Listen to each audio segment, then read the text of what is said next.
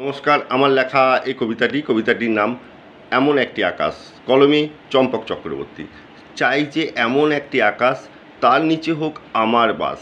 থাকবে না হিংসে বিভেদ, থাকবে না হানাহানি, থাকবে না বিচ্ছেদ।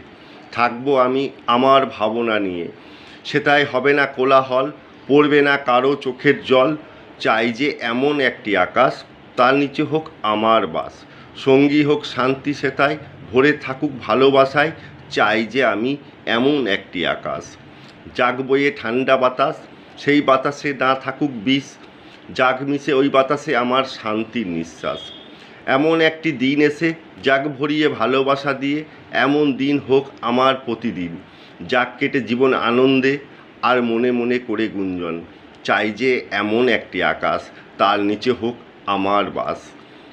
থাকবো মিলেমিশে, গাইবো গান ভালোবেসে, একে অপরের গলে মিলে।